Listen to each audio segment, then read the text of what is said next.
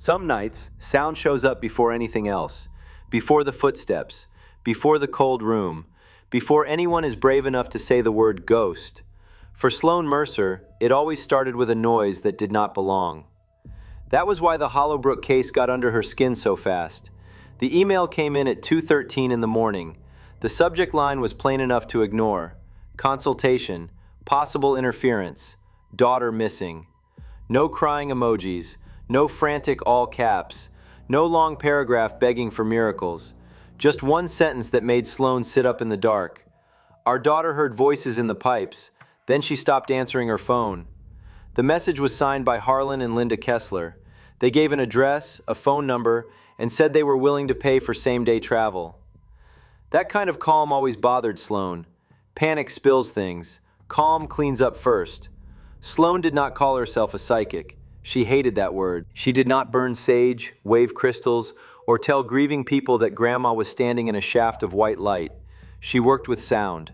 Microphones, contact sensors, low-frequency recorders, spectrograms, things that could be saved, copied, tested, and argued over in a room full of people who did not want to believe her. Her job was simple on paper. She listened for things that should not be there. The strange part was how she listened. Years before Hollowbrook, Sloane had learned that her brain filtered out certain sounds when she was fully sober. Not all sound, not normal sound, the other kind. The kind hiding under pipes, fans, cheap wiring, and basement pumps. She found it by accident after a long job, half sick, half asleep, and slightly medicated in a way she never repeated casually. A basement machine had been clicking all night, but when she played the recording back under the same altered state, the clicks separated into something close to singing. Not music, not words, something trying to become words. After that, Sloane built rules, strict rules. Same kind of recorder, same kind of headphones, same measured drink when she needed to open that door in her own head. No improvising, no getting sloppy, no pretending fear was evidence. People asked if she believed in ghosts.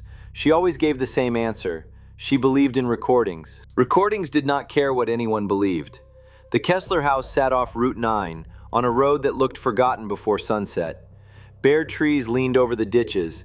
The sky had that flat winter color that makes every house look guilty. The place itself was white, 2 stories, with dark green shutters and a wreath still hanging on the door long after the holidays. Nothing about it looked haunted from the outside. That made it worse. Harlan Kessler met Sloane on the porch. He shook her hand too hard.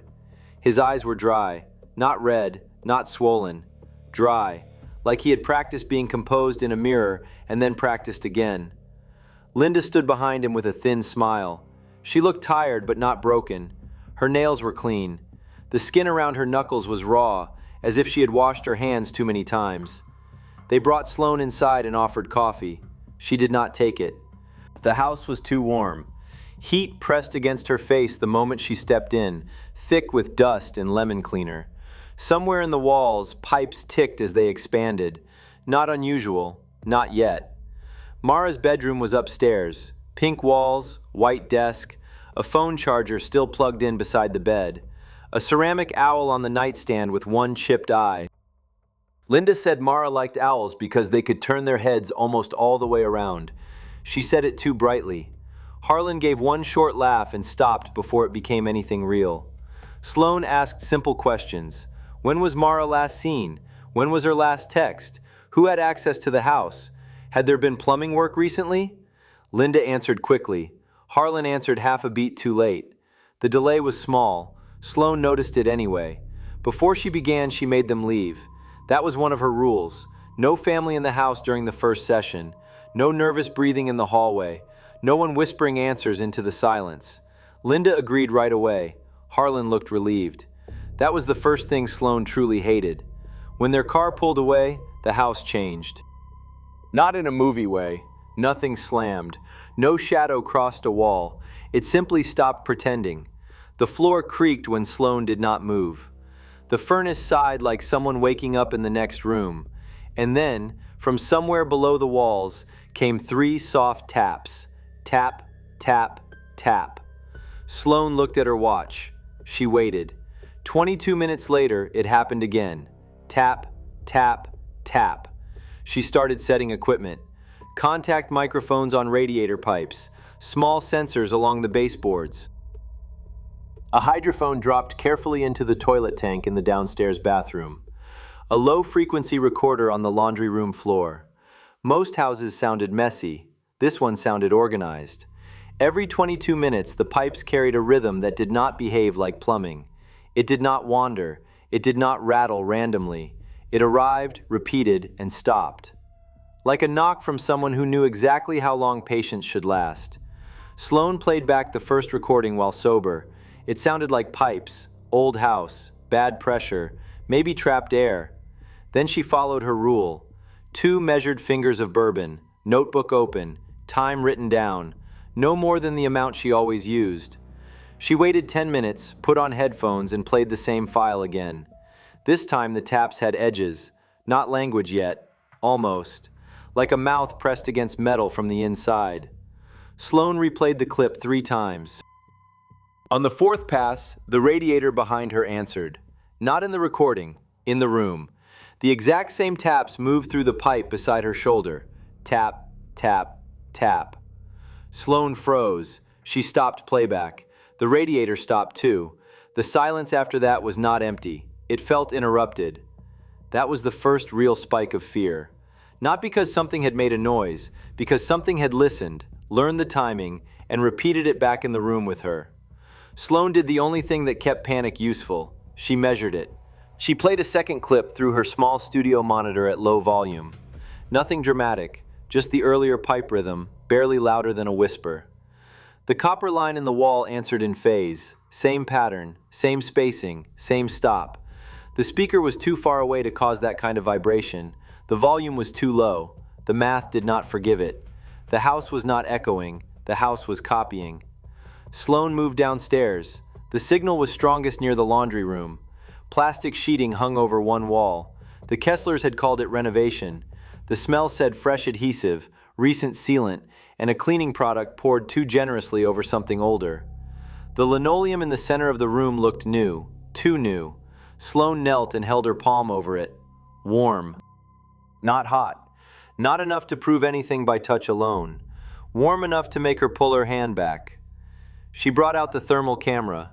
On the screen, the floor bloomed in strange color. Most of the room stayed cold blue and gray, but under the fresh linoleum, a rectangle showed up. Clear edges, uneven center, like something below the floor was still giving back heat it should not have had. Sloane stared at it for a long time. Then the pipes tapped again. Only this time the rhythm changed. Tap, tap, tap, tap. She looked at the recorder. It was not running. She had not pressed play. The house was tapping on its own now. Then, very quietly, from the drain behind the washing machine, a child's voice breathed one word. Down. Sloane did not move for 5 full seconds. The voice had not sounded like a ghost in a movie. It sounded close, wet, small, as if someone had whispered through a straw filled with dirt. That was when she called the police. She did not say ghost. She did not say spirit. She did not say voices in the pipes. She said concealed cavity under recently replaced flooring, possible remains, immediate welfare concern. Those words work better. They also keep people alive long enough to be believed. The first 2 officers arrived annoyed and left pale. One of them pulled at the linoleum. The adhesive fought back in strings. Under it was plywood. Under that was a thin layer of concrete that did not match the age of the house. More officers came, then crime scene technicians, then a detective who looked at Sloane like he wanted her to be a fraud because fraud would be easier. When they broke through, the smell came first. No one in the room spoke for a moment. Earth has a smell when it has been sealed away with the truth. Lime has a smell too. Together, they turn a room into a throat that cannot swallow. There were 2 cavities, one deeper than the other, one recent, one older.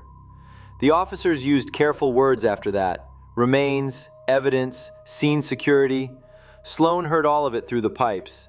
The tapping continued under the sound of gloves, camera shutters, and radios. Every 22 minutes. Not louder, not softer. Patient. That was the part she could not explain later. Finding the bodies was terrible. Hearing the house keep count while they found them was worse. Mara Kessler was identified first. The second child took longer. She was not in the local missing reports at first.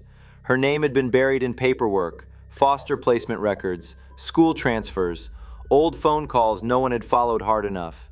Her name was Elise Warren. She had lived with the Kesslers 3 years earlier.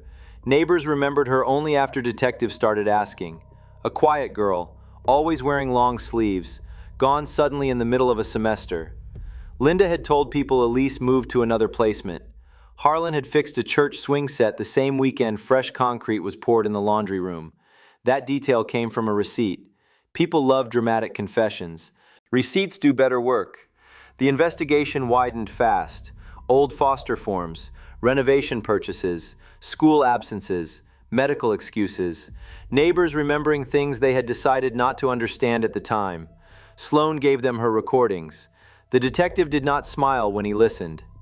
The first playback sounded like knocking in pipes. The second had the word, down. He asked how she made it clearer. Sloane told him the truth in the least strange way possible. Different listening conditions, different filters, audio enhancement. She did not mention the bourbon, not then. The case went to court months later. By that point, the story had already become smaller in the news. That always happens. Horror gets compressed so people can eat dinner. Missing girl found at home. Former foster child identified. Parents charged. Those headlines were clean. The house had not been clean at all. Sloane testified about sound. She explained the 22-minute cycle, the pipe vibration, the playback test, the thermal anomaly. She kept her voice flat and her sentences simple. Juries like simple. Fear does not. Halfway through her testimony, the courtroom microphone gave a low hum. The judge stopped speaking. The sound technician adjusted a cable. The hum continued. At first, people treated it like feedback, a bad wire, old equipment. Then Sloane saw the clock. 22 minutes since her testimony began.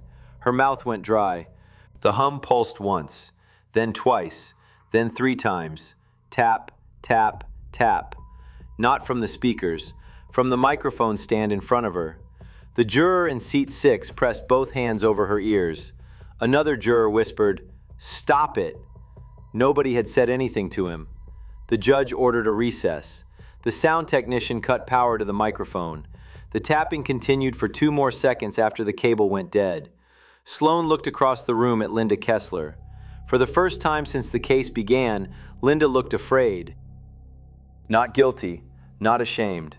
Afraid. Like she recognized the sound. Like she had been hearing it long before Mara disappeared. The conviction came later. People cried. Reporters shouted questions. Harlan stared at the floor.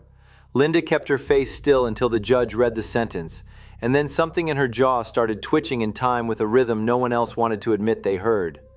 Sloane left Hollowbrook before anyone could build a legend around her. She deleted the Kessler's number. She kept one folder, Owl. Inside it were the original recordings, the court audio, the thermal images, and one file she never gave the police because it did not help the case. It was recorded the night after the verdict. Sloane was alone in a motel 3 towns away. She woke at 3:11 in the morning to the bathroom shower tapping. Not dripping, tapping. The same rhythm. Every 22 seconds now, not minutes. The timing had changed. It had gotten closer. Sloane did not turn on the light. She reached for her recorder in the dark. The battery was dead. It had been full when she went to sleep. Her backup recorder was dead too. So was her phone. Then the motel television clicked on by itself. Static filled the room. At the bottom of the screen, the closed captions appeared even though no channel was playing. Down, down, down. Sloane sat up in bed, barely breathing. From the bathroom drain, a small voice whispered through the pipes. Not Mara's voice, not Elise's, Sloane's. It repeated the sentence she had said in court that afternoon. Sound can preserve events after witnesses are gone. Same words, same cadence, her voice but thinner, pressed through plumbing, learning her. That was when Sloane understood the worst part of Hollowbrook. The house had not been haunted because of what happened there. It had learned to haunt by listening to what people did afterward. Questions, recordings, testimony, fear. Every person who tried to understand it gave it another shape. Sloane stopped taking cases for 3 months. She covered the drains in her apartment with tape. She unplugged every recorder. She slept with 21-minute alarms because 22 had become a doorway, and she refused to be asleep when it opened. But refusing did not end it. Some nights she wakes 1 minute early and hears nothing. Those are good nights. On bad nights, the alarm does not ring. On bad nights, the room stays dark, the phone stays dead, and somewhere inside the wall, a pipe taps 3 times with perfect patience. Then a voice that almost sounds like Sloane whispers from behind the plaster, "Down." And the house, wherever it is now, waits for her to answer.